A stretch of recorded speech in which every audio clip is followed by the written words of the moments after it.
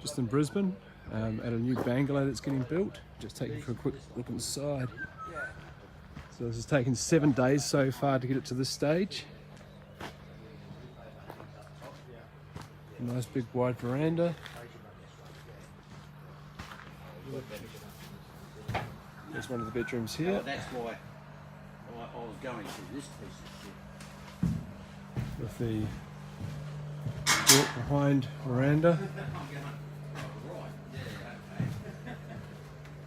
Because the way they explain things like Ensuite there. where's the next page? Is it?